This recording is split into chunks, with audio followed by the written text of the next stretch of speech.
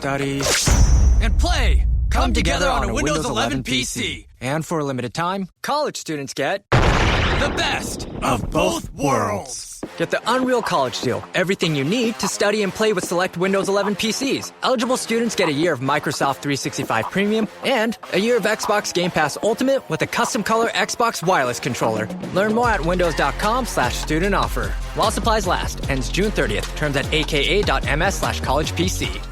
LinkedIn's AI-powered job search can help you find the most relevant roles based on your goals and experience. It cannot help you find something to talk about in the elevator. So, ride any dragons this weekend? It can help you find your next job just by describing it in your own words.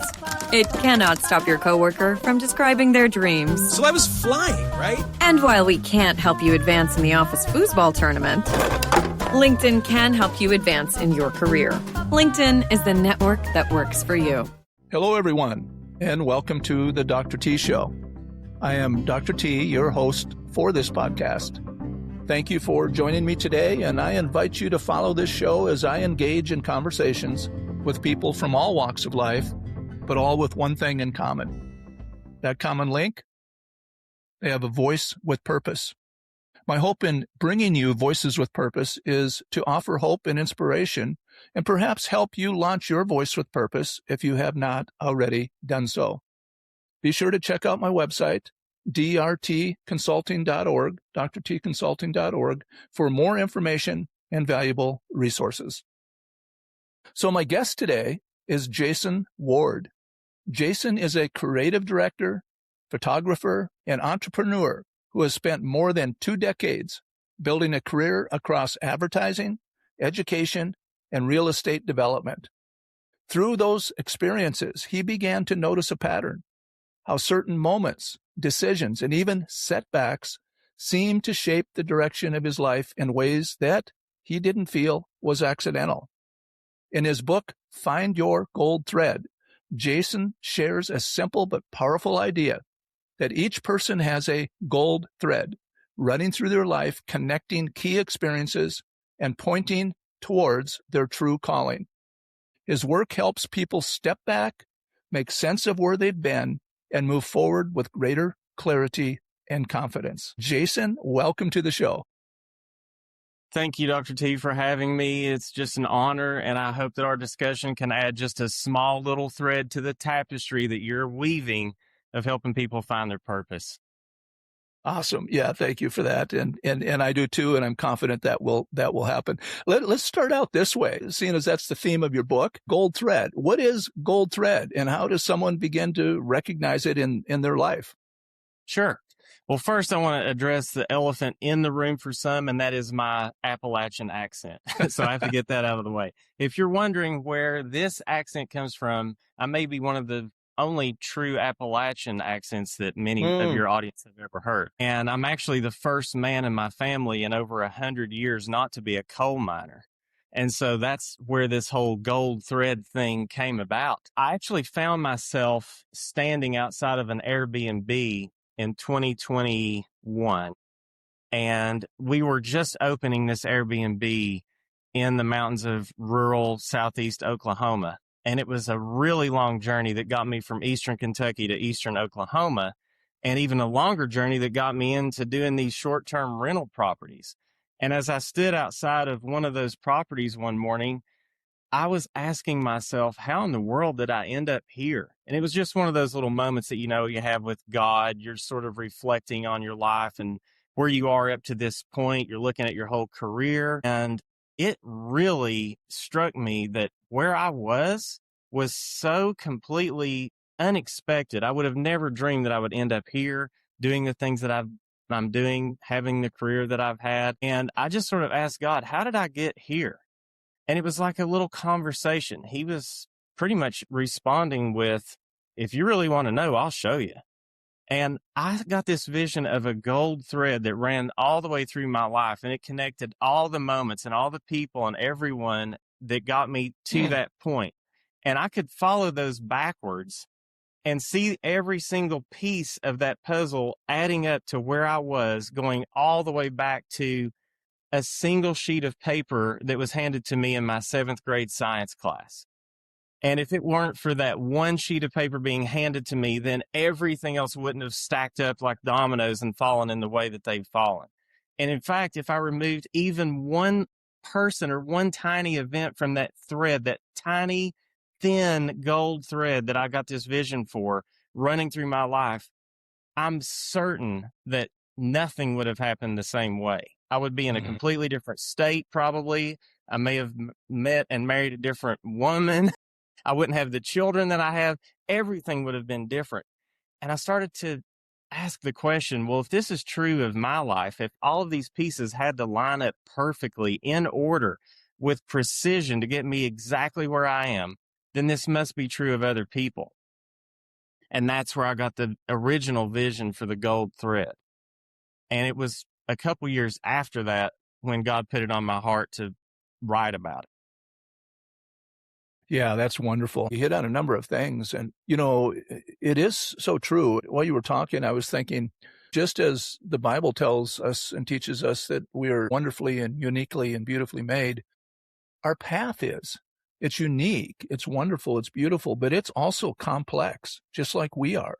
It's complex. And it's so interesting because we go about our each and every day and often don't think about the path we've been on or the path we're on today or where we're going. We just kind of go through the motions, but it's weaved finely and directed finally by Creator God. And not just the things that we're going to do well, but the things that we're going to fail at and the things that we say yes to and the things we say no to. He's weaving all that to get us to where he wants us to be. It's interesting because sometimes when we talk about something like this, people think, well, I've missed it, or, that's too complex, or, I'm not sure I can do that. Well, right where you're at is right where they're supposed to be at this given time, because God is ready at any given time to continue your path in the way that he's designed, knowing already where we've been, what we're doing, what we haven't done well, but he is always ready to intercede and intervene to continue us on that perfect path that he has designed for us. Exactly. And it's sometimes harder to look forward to sort of see where that gold thread may be leading you. Yeah. I compare it to driving in the fog. You wish you could see a little bit further than just the front of your car hood. Yeah. But you just have to go out in faith and trust. As I was writing the book, well, first off, let me back up a little bit. I never thought I would write this book. I didn't see this one coming at all. I'm a photographer. I do landscape photography, and I've been compiling my portfolio, my body of work for many years now. And I always assumed that my first book would be kind of a coffee table book of my photos with maybe some little anecdotes talking about how I got this photo or how I got that or where this one was taken. And a lot of it is around my state here in Oklahoma. I visit a lot of the state parks and things, and I've just envisioned having that book be my first book. But as I was driving in 2024, God got a hold of me, and there was almost a little conversation going on. And sometimes I feel that you find your purpose best when you are having an open dialogue with God, sometimes even arguing with him. I compare it to like Tom Hanks and Wilson and Castaway, kind of arguing, and he's yelling at him sometimes. And that's the kind of conversation that this was. I was driving. I had a lot of windshield time for my client work. I was driving all over the state of Texas to Lubbock and Corpus Christi. Of course, those drives are not just a commute. Those are pretty long drives. And I just didn't want to listen to any kind of news or music, or I didn't even have a taste for podcasts that day. And God was talking to me as I was driving, and he said, why don't you write a book about that little gold thread vision that I gave you, that you've been chewing on now for 2 years? And I completely rejected that. And I basically said, I don't have time to write a book. Are you crazy? If I'm sitting at a computer, I have a million photos to edit and videos to edit and emails to get to. And he goes, no. Write it while you're driving. And then I said, oh my goodness, that's even more preposterous, because I'm already that guy that texts a little bit when I'm driving, and I shouldn't do that. And the last thing I need is to have a full manuscript out on my phone trying to write it while I'm driving. And then he was like, no, silly, you need to do voice to text. And I even argued with that, saying, well, my Appalachian accent, Siri doesn't even know what I'm saying half the time. There's no way this is going to work. And he insisted, and I tried it. I opened my notes app on my phone, and I got the little microphone. I clicked on that, and I started pretending that I was reading a soon-to-be audiobook into a microphone to a fake audience as I was driving. And I just dictated this thought in my head. And oh my goodness, it worked. And it was like the book wrote itself. And the gold thread, that tiny little inspiration that I had, started to have multiple layers to it. And I started getting more from God as I started writing about this. And the realization that I had is that if there's this gold thread that's common in all of our lives, just backing it on the gospel, because I certainly didn't want to write something that was not theologically sound. You know, I wanted to make sure that what I was writing was legit. And I'm writing this, I'm like, I think this is accurate. This gold thread, this purpose, this line of purpose that God weaves through our lives, that's his grace. That's his purpose. But if that gold thread is weaving this tapestry of purpose and fulfillment and grace and even success, then there most certainly must be a black thread that is trying to choke it out, hold it back, wrap it up, and keep it hidden. And that's that adversarial thread where we all have a target on our back. And I'm like, you know, that's true of my life. I can feel those moments where a black thread entered my life and tried to hold me back. It could have been self-imposed.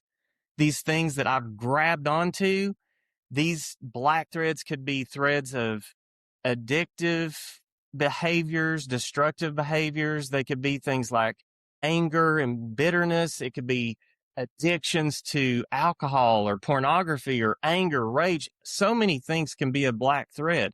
But then as I start writing more about it, I realize, oh my goodness, those are just the self-imposed black threads. Yeah. But it gets down here. We can be blindsided with black threads that are not our fault at all, like getting hit with a car that blows through an intersection and takes you out, and you could be dealing with a black thread of physical problems or losing your job suddenly, financial problems that were not your fault at all. But here's where it got even better, is I understood after writing that, oh my goodness, if I trace my black threads, I can see how, by the grace of God, some of those black threads were turned to gold. He used them. He used those black threads. And that became like 3 different chapters in my book once I kind of got onto that. Yeah, that's well said. Whether we had some play in it or whether it was something out of our control, it definitely, regardless, was a black thread. But that's the promise of God. That's the beautiful promise of God, that he works all things together for good. And that's that supernatural love in action, that God knows ahead of time that we have limitations and that we're going to run into these things. In the world, we will know tribulation and trial and troubles. You know, those are some black threads you're referring to. But those don't stop God from doing the work that he wants to do in us and use it to fulfill that call he's equipped us for. And so I would just encourage our listeners, don't let the black threads stop you from moving forward. Don't let those be obstacles to your path and your call. Those are things that have been allowed or designed to happen. And many times when we look back, as you well know, Jason, when we look back, we see the growth those things caused in us. And many times they stretch our faith. Many times they cause us to learn patience. Many times they cause us just to trust more in God, because so many of those things are out of our control. Yeah, he can use them to make you stronger, more resilient, and more prepared for even a tougher job that he has for you just around the next corner. Yeah. And I see one of my career moves was the fact that I had a door close on me, and maybe some of your audience can relate to this. I really wanted so bad to pursue a career in advertising. And I thought it would be the commercial way to make a lot of money using my art, because I was an art major. And I applied to a very competitive grad school. It was Ad Center in VCU in Richmond, Virginia. I applied to be an art director student in that tract at the Ad Center. And I was rejected from that tract. Mm-hmm. And I felt like God was closing that door, but I wanted this thing so bad. And I had in my own vision, my own heart, my own plan that no, I'm not taking no for an answer. And so I put a boot through that door. I kicked that door open. And sometimes I've realized that God will just back away and be like, okay, if you want to bust through that door that I just politely closed for you, okay. And I went that path and I followed and pursued that career in advertising on my own devices for the better part of 20 years. And it unraveled into a midlife crisis when I realized that I was trying to manufacture my success and manufacture my purpose apart from what God had planned for me. And I come crashing down. One time, my wife, she came in the kitchen. I was standing there and she said, babe, is there something wrong?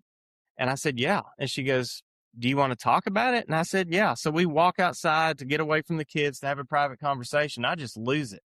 I break down in the road. We're out on this gravel road outside my house. I live on an 80-acre farm in southeast Oklahoma. So it's not hard to go somewhere quiet. And she just said, what is wrong? And I said, I just feel like I'm spinning my wheels here, that I'm working really, really hard, but I don't feel very successful. Sure, advertising had allowed me to buy cars and build houses and raise children and have food on the table and things like that. But I ask myself, the sum total of the work of my hands, what has it really netted me? And there's a big black hard drive behind me that is terabytes full of TV commercials, commercial photography, catalogs, billboards, magazine ads for years going back. And I ask myself, what would happen to that hard drive if I suddenly were to get killed in a car wreck? What would my kids do with that hard drive? And the hard truth of it was realizing they would probably throw it in the landfill because it's worthless. The work that I had put so much into was meaningless. It ran on television. People had to pay you to watch it, and it was meaningless, really. I mean, yeah, it paid the bills, but it didn't move the needle for people. It wasn't fruit. And that's what I was missing. I wasn't producing any fruit that God had planned for me.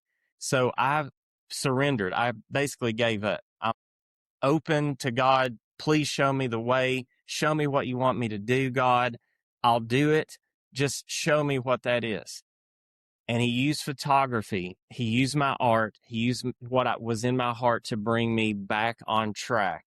And when I started to align my work with his purpose, the success came without me even trying. All these things started falling into place that I did not see coming, and opportunities fell into place. And I've been blessed beyond measure the last few years when I realigned after that midlife crisis and I realigned with God's purpose for my life. I've had more fulfillment, more success financially and on every other level than I ever had when I was trying to manufacture my career. And so the purpose of the book was, oh my goodness, if I can just help people realign their heart and their work of their hands with God's purpose, then they can weave this golden tapestry with this gold thread that God's put on their heart. Yeah, that's a beautiful story, and I certainly concur. You know, we can do a lot of things, and we can do many things well, but I don't believe, and much like you just, discussed, that we can find true satisfaction or contentment aside from what God has really called us to do. And God equips us to do that which we're called. But the thing is that much of that equipment is transferable. In other words, it could be used to do some other things. Yes. If you're gifted with intelligence or speaking or this or that, yeah, you could go a lot of directions. And so you could do some things fairly well. But like you, we won't necessarily experience the peace, the joy, the contentment, the fulfillment unless we're really walking out what God has designed us to do. So I think that's a great message to our listeners. And I love what you've written about in your book. I encourage everyone to get it because we need to find that golden thread. We need to discover it. I talk about finding our call or clarifying our call, committing to our call, and then activating it. And that's that golden thread you're referring to. We need to find that golden thread, and then we need to commit to that, and then we need to walk it out. And God has already equipped us to do it, and then he will lead us down a path that we did not even quite know existed, because it's going to play out so differently. And so often we have to get out of the way, right? And we just need to discover what God has and commit to that and walk it out. So that is absolutely beautiful. Let's talk just a little bit. Why do you think people get so stuck and they don't really want to change it, even though they're not experiencing that contentment, that fulfillment? Why are people stuck? I'll use a Kentucky metaphor that I came up with for this. I compare it to a thoroughbred racehorse that's hooked to a plow. It's not that the horse can't pull the plow. Of course it can. It's a strong horse. It can pull that plow. But unless someone leads that horse to the racetrack, how will it know it was actually born to run a race? Now, contrary to that, if you just plop a Clydesdale right down in the middle of a racetrack for thoroughbreds, that horse is also going to be pretty miserable when all these thoroughbreds are running circles around it. And here's where people get this wrong. I taught in the college classroom for over a decade, and I saw it all the time. People were declaring majors that were completely outside of their wheelhouse. They liked the sound of being an attorney, a physician, an optometrist, an accountant. They liked to have that sort of stamp of approval, the social approval that carried with it. When someone asked your major, mine was out the window, right? Because when people asked my major, I said, I'm an art major. And they're like, well, what are you going to kind of fall back on if that doesn't work out? I had to be stuck with answering that question. But so many people, they assign themselves and they declare a major in something just because they like the sound of it. But that's not even remotely close to the lane that God prepared them to run in. And if they go ahead and they dig in, kind of like I did, I had my way, I had this vision for my life, how I wanted to be successful, and I chased that. And if people do that, they might be successful. There's probably practicing attorneys right now in law firms, and they're smart people. It's not that they can't do the job, again, like that thoroughbred horse, but they're probably suited for something else. I wonder how many of them would be happier restoring old cars or starting a business, manufacturing something, but they're stuck in this lane that they've assigned themselves because they like the sound of it, or they like the paycheck that was attributed to this certain role or this business card title. I agree.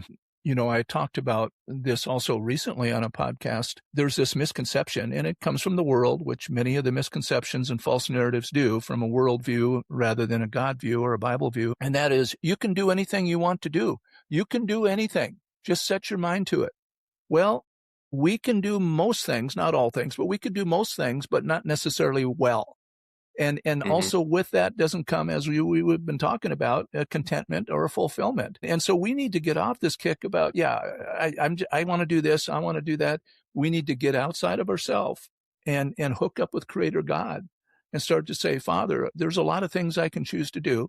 Some I can do well, some not so well. Help guide me and lead me into that perfect path that you've already created for me. Because there, not only will I do well, I will find fulfillment. And so I think that's a great message to our listeners that aren't fulfilled and aren't content and maybe are subpar somewhere in the continuum, succeeding at some level in what they're doing. But if they're not finding that fulfillment, they're not walking out the call that God has on their life. That's true. It's one of my favorite verses is about when Jesus said, I'm the vine and you're the branches. Apart from me, you can do nothing. Yeah. And I really feel that applies in so many ways to our careers, because we could build an empire according to worldly standards. But if it doesn't serve God and serve other people, then what we've built is basically meaningless. It's worthless. We've done nothing. We've accomplished nothing. Some of these industries that have grown at to be billion-dollar industries are not moving the needle for God or for other people. And I've seen it in some of my acquaintances and clients that I've seen that might have a garage full of exotic cars, but what are they actually doing to move the needle in God's world and his kingdom? That's the question. And apart from God, really, the work of your hands is pretty meaningless. So, yeah, you can build wealth. You can have the sort of social success. And my invitation, unlike a lot of books, is not to follow these certain steps and achieve success or align your mindset this way and you'll have a certain outcome. My message is actually, you know what? If you're not doing what God called you to do, you might have to step back and even take a pay cut. But think of the fulfillment and the meaning that you're going to have at the end of your life when you can say, I ran the race. I was in the lane that God put me in. And you know what? I did that. And that's what I want people to do instead of getting to the end of their lives and looking back and thinking, oh my goodness, I've wasted my talents. I've buried my talents and I haven't actually put them to use for God. Yeah, absolutely. You know, that offers good direction, but maybe we can even make it a little more tangible, Jason. You know, when we're talking to people and listeners out there are wondering, how can they tell the difference then? I think one of the ways that they can discover maybe they're not on the right track is that they don't have that internal fulfillment, contentment, that peace, that satisfaction. Probably a red flag indicator. If they were to say, okay, I need to look at a new direction, what would next steps be? How can they tell good opportunities from poor opportunities? How can they get off this futile track and onto a track that leads them not only to the path that God has for them, but one then that will internally be satisfying? What would be some next steps advice? I think that they have to first have an open dialogue with God and be open to whatever he says. And that's sometimes hard, to be completely open to whatever he says. And then I think look for clues. Like I just did this exercise with my son.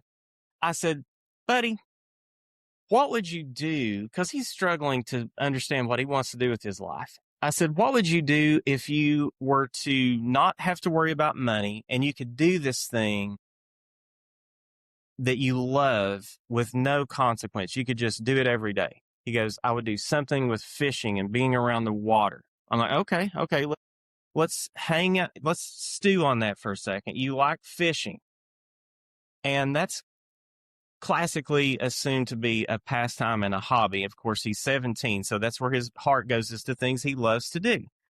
But I think let's give ourselves permission to go there and ask those questions. What does your heart want to do? Then let's put that aside. And now let's go over here and say, okay, what do people tell you that you're good at? What are the messages that God might be using other people in your lives to sort of give you clues to what you might be suited to do?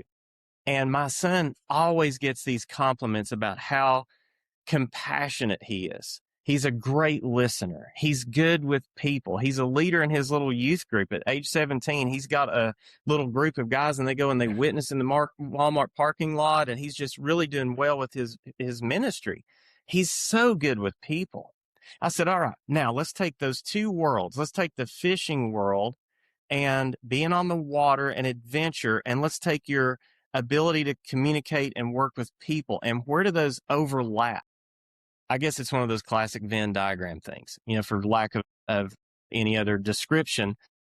And where those overlap is for him maybe being a fly fishing guide or leading people on these fishing adventures. And he realized, oh my goodness, there's actually a job that does that. There's a role for me where I could lead people not only to fish, but I could be a fisher of men while I'm out there and ask them about their relationship with God. And I can do the very thing that I love to do, is meet strangers, witness to them.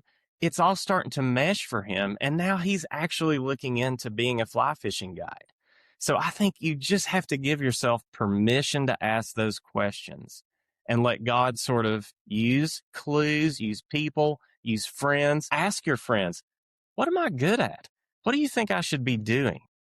From an outside perspective looking in, because sometimes we can't see that. We have to have a really close friend speak that into us, that truth. Yeah, well said. Thank you. I think that gives some good direction for folks to consider. I would also recommend people get your book. I think that'll help enlighten to some of what we've talked about today. And I think the other ingredient that it really takes, well, maybe two, takes courage and it takes faith, because what we're talking about is finding that spiritual call, supernatural call that was designed for you even before we were born, even before we had our first breath. God knew what he had in store for you. And so when we're on a path and a trajectory to go one particular direction and we've invested a lot of time, maybe a lot of money, maybe we feel stuck, it's really tough. It takes courage and it takes faith. But sometimes we have to jump out of the boat. Sometimes we have to walk on the water. Sometimes we have to make that step. And I promise you, folks, God is not a man that he should lie. He will not let you down. He has not failed. He never will fail us. He is a rewarder of those that seek him, and he will honor your faith and honor your faith walk. So muster up that courage. Talk to someone, a neighbor, a pastor, connect with Jason, myself. Someone can help coach you through it and walk you through it. That transition may not be easy. It may be challenging. But the other question you can then ask yourself, all right, do I want to remain status quo for the remainder of my days? And probably the answer is no, we don't. It's just going to take that courage and faith to make that next step. Exactly. Because God doesn't call the equipped. He equips the called. Yeah. And we might argue with him like Moses did, saying, I'm not the one. I have a speech impediment. I'm not really for this. And he's like, no, this is what you're going to do. And I think people need to embrace the butterflies. If you feel completely out of your comfort zone, to take that next step, pay close attention to that, because that's probably the next strand of gold thread that God's offering you. And he's wanting you to not wait till tomorrow, not wait till you've gotten another feather in your cap. He'll call you before you're ready. Trust me, he will. Yeah. Yeah, that's so true. And, the big question is people often struggle with what is their connection to God and what is the reality of him in my life. And I would just simply say this: if Creator God is real, which I, with all my heart and life and experience, believe and know that he is, then when he designed man and he put man on the planet, beginning with Adam and Eve, he put us on here for a purpose, with purpose. And it isn't just to eat, drink, and be merry, for tomorrow we die. It is a design that he has created, and we are to be part of a larger population, which is his creation, to help support, build up, edify, encourage, be part of that, which he calls the body of Christ. And so when we find that, and it's much like a podcast I just had, and I just released, Pete the Puzzle Piece, Liz is speaking to children, high school and down, and even some of it applies to adults. She came across this puzzle piece that fit perfectly into the puzzle, and it was missing, but it needed it to be fulfilled. It needed it to be complete. And each listener out there is a piece of that large puzzle that God has designed. And we need to find where we fit in. And that's where we find that belonging. That's where we find fulfillment. And so if you do find yourself wandering and struggling and questioning it and not fulfilled, then you're probably that puzzle piece out of the puzzle. And there's a number of voices out there that can help you find your path. And Jason, I really, really very much appreciate this. Can you share with our audience specifically how to follow you, how to get your book, and what other resources or offerings that you might have? Sure. Thank you for that. They can go to jasondward.com, and I would encourage them to put the /challenge, jasondward.com/challenge, or just scroll down to the challenge on my homepage, because there's a 12-question quiz there that will give them so much value. It's pretty good at helping people kind of boil down to some of their spiritual gifts. And it's not one of those lame career questionnaires like take this quiz and it'll recommend certain careers for you. This one goes a step further in that it will take your answers and recommend career paths based on what it believes your true calling might be, your spiritual gifts. And of course, the book is also there. It's available on Amazon as well as on Audible. And I just finished the audiobook a couple of weeks ago. So I'm pretty excited that both are now available.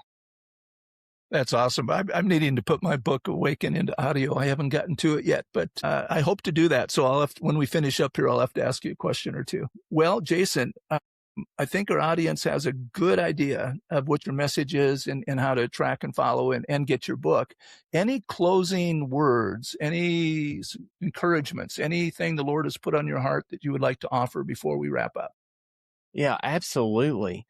You have a gold thread. And whether you're ready or not, take that next strand and pull on it and see where it leads you. By me having a book, I'm not saying that I have arrived at some higher spiritual level, that I'm now a teacher of theology. I'm just a normal guy. I attend church on Sunday, and I do a little bit with the media team. But God put this book on my heart, and I was completely ill prepared to write that book. And I just followed it to see where it was going to go. And it's been a huge, huge blessing. Every single time that I've done that and I've followed that little nudge from God, it's always worked out. So if you've got one of those that's eating at you right now, maybe it's giving you butterflies, maybe it's completely freaking you out, listen to that and follow it. Jason, thank you so much for joining me today on the show. I also wish to thank our listeners for joining and hope that you will follow weekly as I bring you Voices with Purpose. Please visit my website, drtconsulting.org, where you will find valuable resources and information on services and how to view my new book, Awaken, Exposing the Web of Deception, Threatening Our Faith, Family, and Freedom. There is also a free ebook called Peace Pace, ready for you to download. So until next time, may God bless you, and may He be a light unto your path, and may He help you discover and activate your voice with purpose. Dr. T out.